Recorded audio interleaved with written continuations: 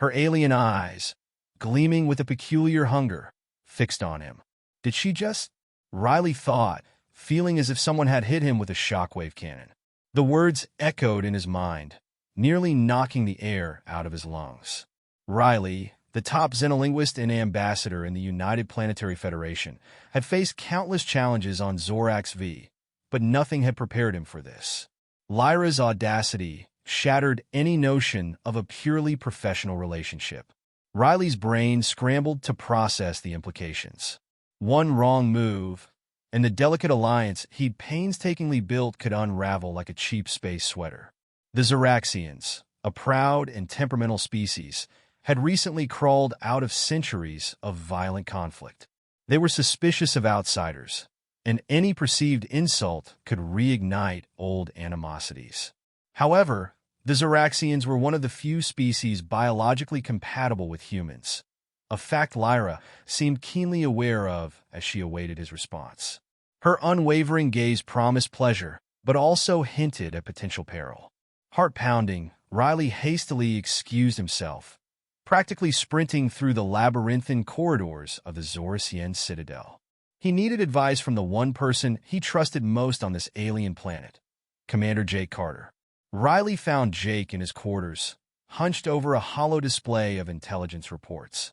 Jake looked up, eyebrows knitting together at the sight of his friend's bewildered expression. "What's up, Riley? You look like you've just seen a space ghost." Taking a deep breath, Riley spilled the details of his encounter with Lyra. Jake listened, his eyes widening as the situation's gravity sank in. "This is a delicate situation, to say the least," Jake mused, scratching his chin. "We can't afford to offend the Zoraxians, but we also need to respect your personal boundaries. Plus, we can't have our top diplomat getting eaten, figuratively or literally." The two men spent hours buried in the embassy's extensive database on Zorasian culture. A clearer picture began to emerge. "It seems that tasting is a major deal for them," Riley said, scrolling through a dense anthropological text. "It's not just about pleasure. It's about forming unbreakable bonds of trust and loyalty." Jake nodded, scanning a medical report on Zorasian physiology. "And their saliva has some kind of super hormone cocktail that can make you feel all warm and fuzzy. Maybe too fuzzy." Armed with this knowledge, Riley and Jake devised a plan. They arranged a private meeting with Lyra and her superior, Ambassador Thorn, in a secure chamber deep within the citadel. As they gathered around a sleek, obsidian table, Riley cleared his throat, nerves jangling like a bad cover band. "I appreciate the significance of your request, Lyra," Riley began, choosing his words carefully. "But I hope you understand my hesitation, given our cultural differences and the professional nature of our relationship." Ambassador Thorn leaned forward, his dark eyes glinting in the dim light. "Your hesitation is understandable, Mr. Maxson," he said, his voice a low rumble. "But rest assured, this is not merely a personal whim on Lyra's part. Our government has sanctioned this overture as a means of strengthening our bond." Riley exchanged a glance with Jake, who gave a subtle nod. "In that case," Riley said, exhaling deeply, "I propose a compromise. I'll allow Lyra to, taste me, but in a controlled setting, with you and Commander Carter present. This way, we can satisfy your cultural requirements while maintaining some personal boundaries." Lyra and Ambassador Thorn conferred briefly in their native tongue, a series of clicks and trills that sent shivers down Riley's spine. Finally, Lyra turned back to him, her eyes gleaming with anticipation. "We accept your terms, Riley Maxson," she purred. "Let us proceed with the tasting and forge a new era of understanding between our peoples." Riley swallowed hard, his mouth suddenly dry. He glanced at Jake, who gave him an encouraging nod. Turning back to Lyra, he steeled himself for what was about to be the weirdest day of his career.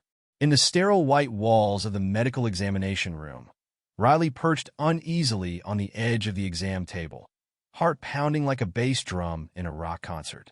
Dr. Mira Keene adjusted her medical scanners, her cool professionalism a sharp contrast to the charged atmosphere.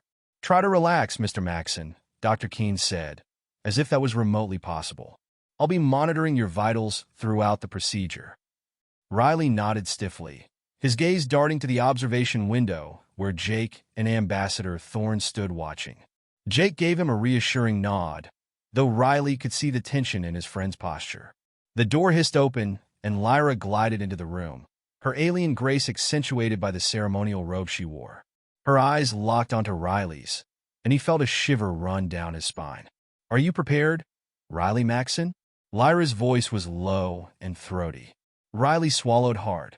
"As ready as I'll ever be," he croaked. Lyra approached, her movements deliberate and predatory. She leaned in close, her alien scent filling Riley's nostrils. Her long, forked tongue flicked out, tasting the air between them. "I will now begin the tasting," she announced, her eyes never leaving Riley's face.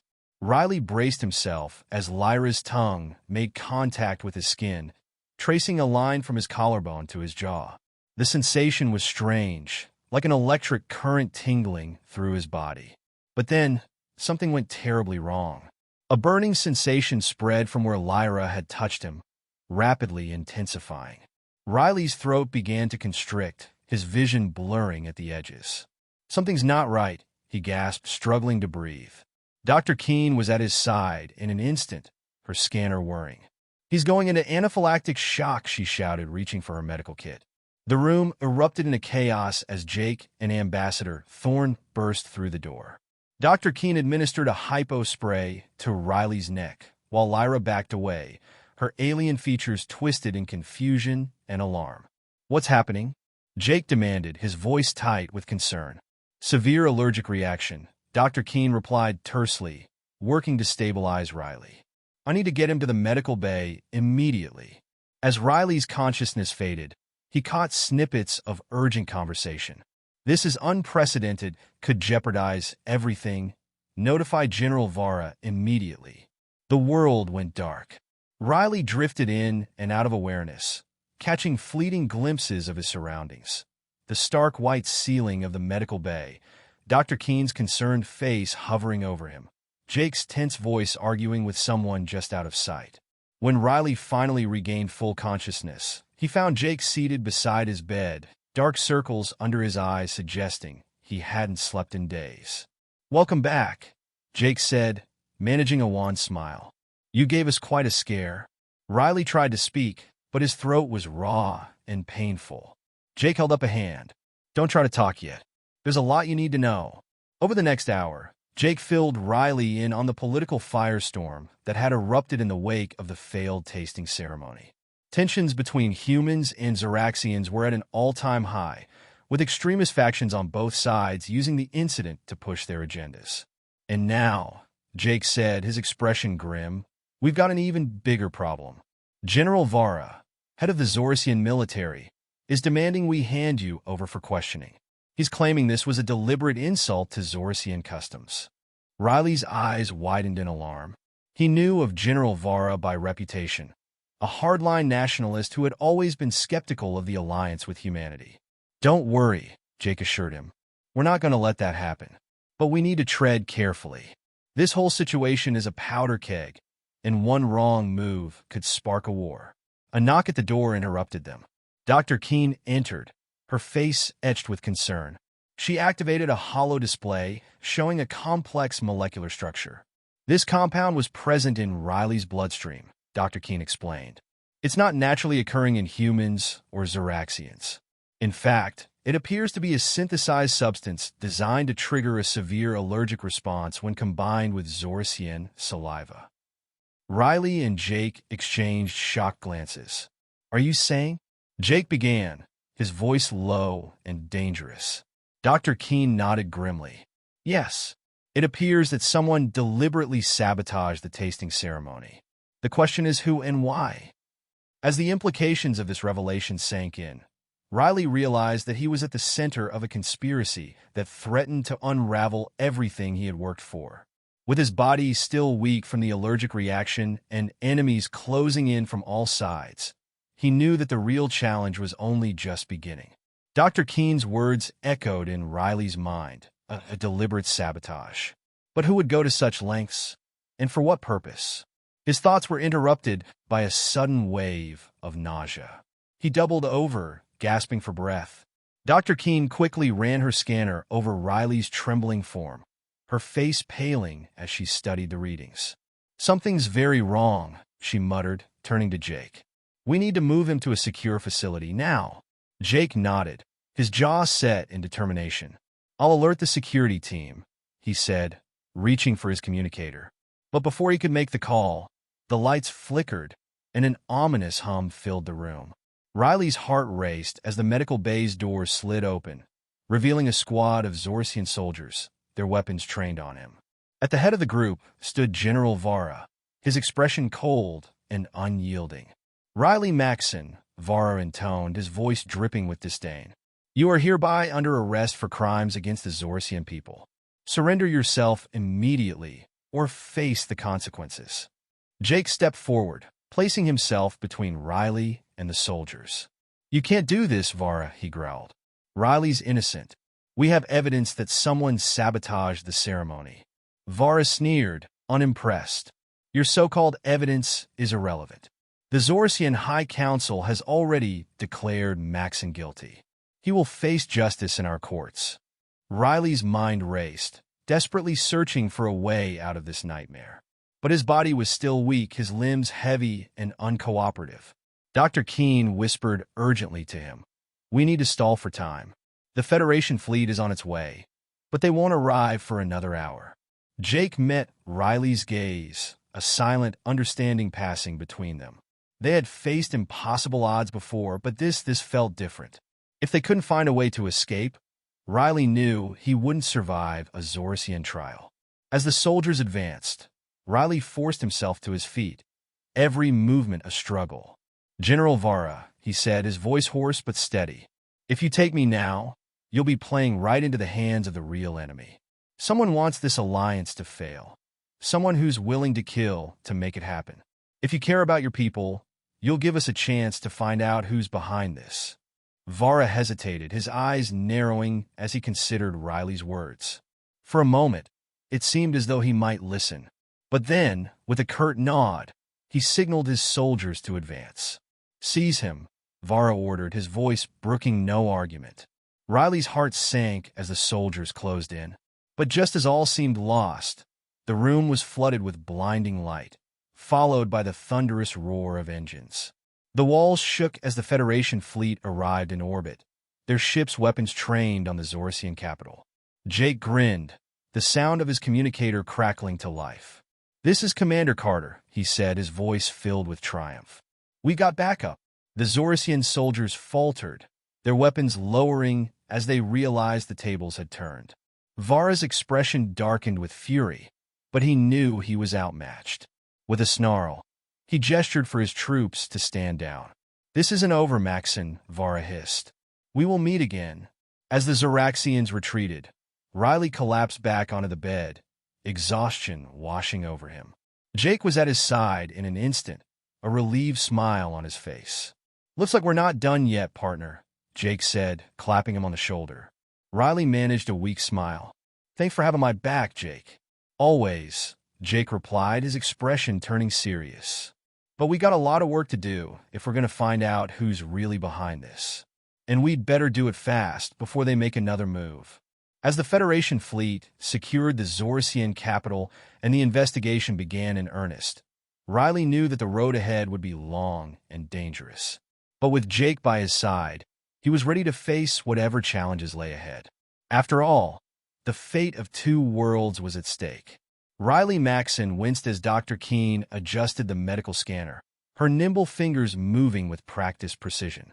He could still feel the phantom sting of Lyra's tasting, a strange reminder of how close he'd come to disaster. "Hold still," Dr. Keene murmured, her brow furrowed in concentration. "I'm almost done." Riley took a deep breath, letting his gaze wander around the sterile, white walls of the Federation medical bay. After their narrow escape, he had been rushed here to undergo a battery of tests. Every muscle in his body still ached, but the worst part was the lingering uncertainty. Someone had tried to kill him, and they had nearly succeeded. "What's the verdict, Doc?" Riley asked, trying to sound casual. Dr. Keene's expression softened as she powered down the scanner. "You're lucky to be alive," Riley, she said, handing him a data pad. Your system is still purging the toxins, but you should make a full recovery. That being said, you're going to need to take it easy for a while. Riley nodded, though he knew that rest wasn't on the agenda. Not with everything hanging in the balance. He accepted the data pad, his eyes scanning the medical readouts. The synthesized substance that had triggered his allergic reaction was still a mystery, but Dr. Keene had identified some of its components. There were traces of a rare neurotoxin, known only to be synthesized in a few rogue laboratories on the fringes of the galaxy. This confirms it was sabotage, Riley muttered, scrolling through the report. But why target me? Who gains from this? Dr. Keene shook her head. That's the million-credit question, isn't it? Whoever did this was meticulous. The toxin was designed to react specifically with Zorsian biology, so the attack would look like a natural allergic response. If it weren't for our scans, we might never have known. Riley's thoughts darkened as he considered the implications. This wasn't just about disrupting the tasting ceremony. It was an assassination attempt hidden in plain sight. Dr. Keene nodded solemnly.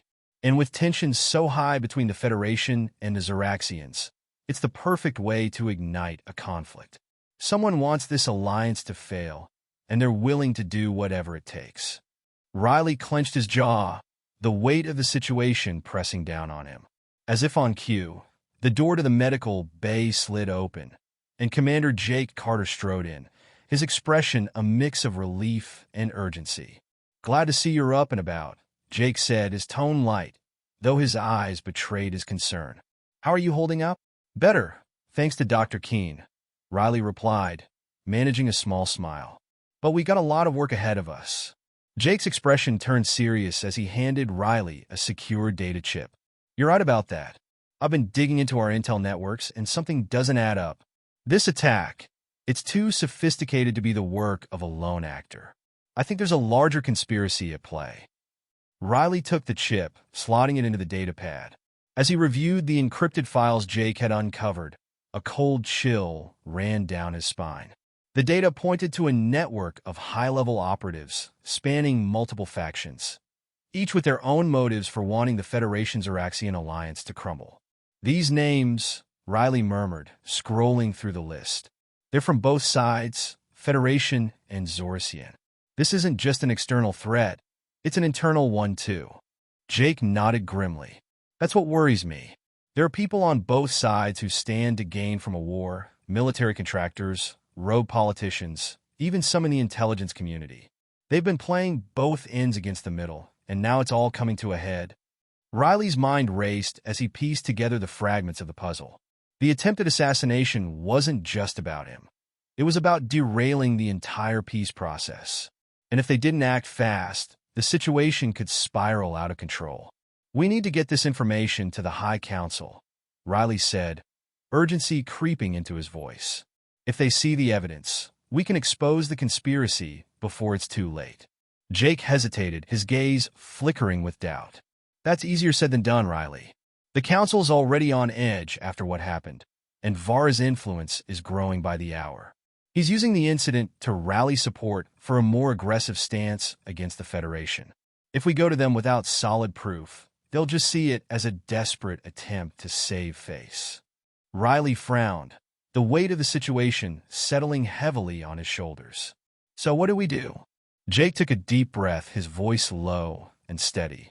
We need to find out who's really behind this, gather the evidence, connect the dots, and bring it all to the Council before Vara can push his agenda any further. But that means going off the grid. We can't trust anyone, not until we know who's pulling the strings. Riley nodded, the gravity of their task sinking in. They were up against a powerful and shadowy enemy, and the odds were stacked against them. But they couldn't afford to back down. The future of the Federation and the fragile peace with the Zoraxians depended on their success.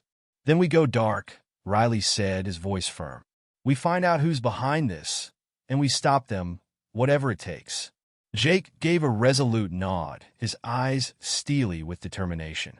Agreed. I'll start prepping our transport. We'll need to move fast and stay ahead of anyone tracking us. I've got a few leads on where we might find our first target.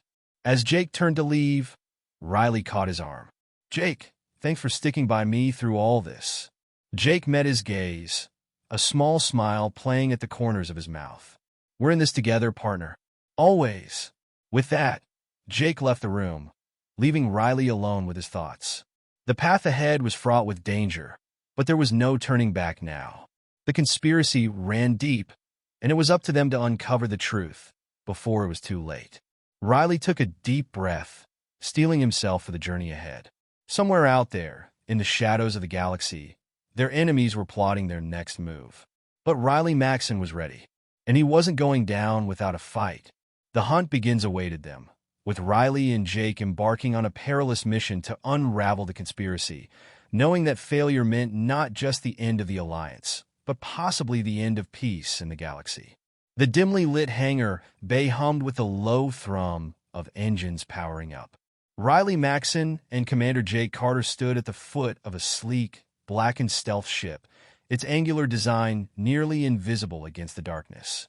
The ship, codenamed Shadow Hawk, was a prototype built for deep cover operations, perfect for the mission ahead. "This baby's got everything we need," Jake said, patting the hull of the ship with a touch of pride. "Advanced cloaking tech, long-range scanners, and enough firepower to get us out of a tight spot if we need it. We'll be flying under the radar, literally and figuratively." Riley nodded, his gaze drifting to the vast expanse of space visible through the hangar's open doors. Out there, beyond the safety of Federation-controlled territory, lay the unknown, a vast network of conspirators, hidden secrets, and the dangerous truths they would have to uncover. "Are we sure about our first lead?" Riley asked, double-checking the datapad Jake had handed him earlier. "If this intel is off, we could end up wasting precious time. Or worse, walking into another trap." Jake's expression hardened as he brought up the mission brief on his own pad. "Our first target is a Zorasian weapons dealer named Tark Nix. He's been in and out of the black market for years, supplying both sides with illegal tech. Recently, his name popped up in connection with a shipment of neurotoxins. I've traced some of his dealings to a remote outpost on the planet Karos 7. If anyone knows who's behind the attempt on your life, it's him."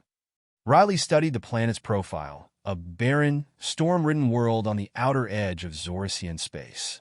The kind of place where people went to disappear or to make deals far from the prying eyes of authorities. It was risky, but they didn't have the luxury of playing it safe. "Then that's where we're headed," Riley said, his voice steady with resolve. "Let's go see what Tark Nix has to say." The two men boarded the Shadow Hawk, and within minutes, they were strapped into the cockpit, ready for launch. As Jake powered up the ship systems, Riley took a moment to gather his thoughts, the enormity of their mission weighing on him. The Shadow Hawk lifted off smoothly, its engines barely a whisper in the stillness of space. Cloaking engaged, Jake reported as the ship ascended into orbit. "We're off the grid now. No one will know we're coming." Riley adjusted his seat, the stars blurring into streaks of light as the ship engaged its faster-than-light drive. The journey to Karos 7 would take only a few hours, but it felt like an eternity as Riley's mind raced with the possibilities and the dangers they were likely to face. "Jake," Riley began, his voice quieter than before, "what do you think we're really up against here? I mean, this conspiracy, it's more than just a group of rogue operatives, isn't it?" Jake glanced over, his eyes serious. "I think we're dealing with something that's been brewing for a long time. The kind of thing that's been festering in the shadows, waiting for the right moment to strike. The assassination attempt on you was just the beginning. If we don't expose these people, they'll push both the Federation and the Zoraxians into a war that could destroy everything." Riley nodded, the grim reality sinking in. "And we're the only ones who can stop it." "For now, yeah," Jake replied. "But we've got the element of surprise. These people think they've got us cornered, but they don't know we're on to them." Riley's resolve hardened as the Shadow Hawk exited hyperspace, Karos 7 looming large in the viewport. The planet's surface was a swirling mass of dark clouds and lightning, a fitting metaphor for the storm of events that was about to unfold. Approaching the drop zone, Jake said, his hands steady on the controls. "I'll bring us in low and quiet. We'll have to go the rest of the way on foot. Can't risk landing too close to Nix's operation." Riley checked his gear, ensuring everything was in place. The last thing they needed was to be caught unprepared. Let's get in, get the information we need, and get out. No unnecessary risks. Jake flashed a grin. You're starting to sound like me, partner. Let's do this. The Shadow Hawk descended into the planet's atmosphere, its cloaking field rendering it invisible to any scanners.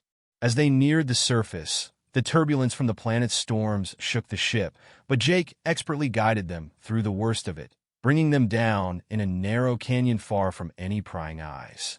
Once the ship was secure, Riley and Jake disembarked, stepping into the harsh, wind-swept landscape of Keros 7.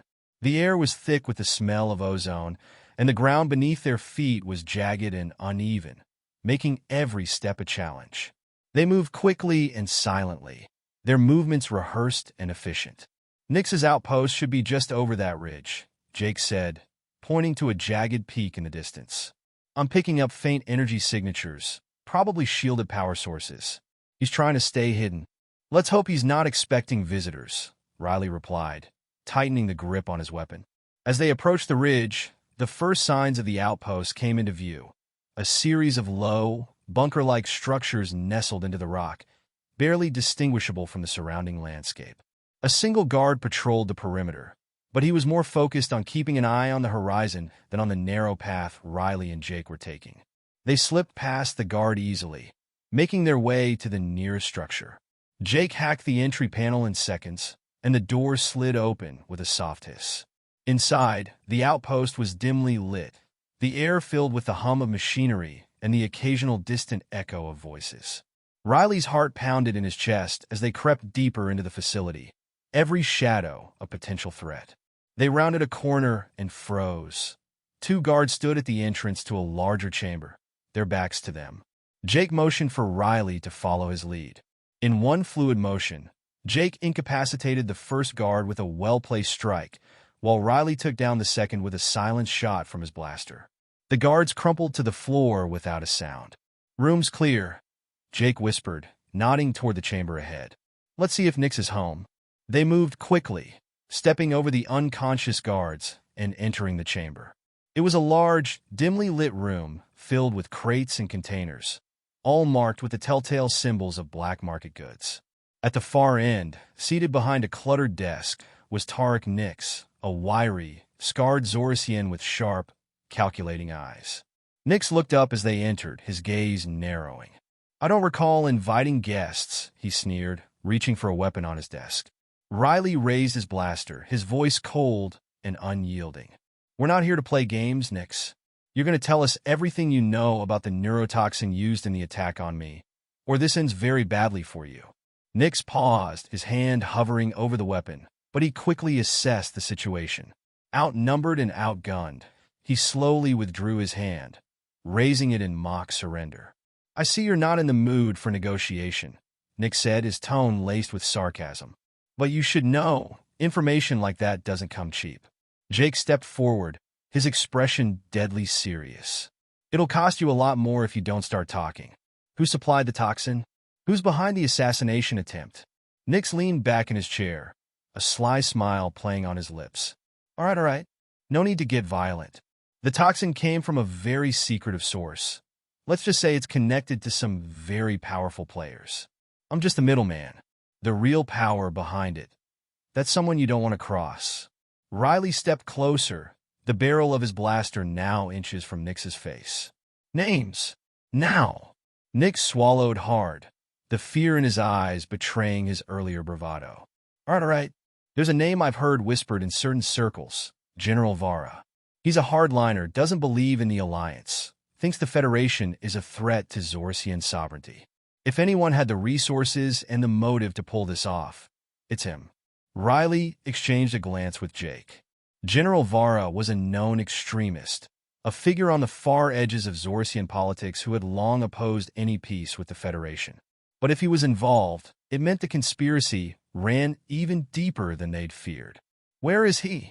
Jake demanded, his voice a low growl. Nix hesitated, fear flickering in his eyes. Vara's got strongholds all over Zorsian space. But his main base of operations is on Noxus 3. That's where he's been gathering his forces, preparing for whatever comes next. Riley lowered his weapon, his mind racing. Noxus. 3 was deep within Zorasian territory, heavily fortified and almost impossible to approach unnoticed. If Vara was there, then that's where they needed to go, but it wouldn't be easy. "Let's move," Riley said, turning to Jake. "We've got what we need." They backed out of the chamber, leaving Nix trembling in his chair. As they retraced their steps through the outpost, Riley couldn't shake the feeling that they were walking straight into the lion's den. But there was no other choice. The fate of the galaxy was at stake, and the clock was ticking. As they exited the facility and made their way back to the Shadow Hawk, the storm overhead rumbled ominously, a harbinger of the battles yet to come.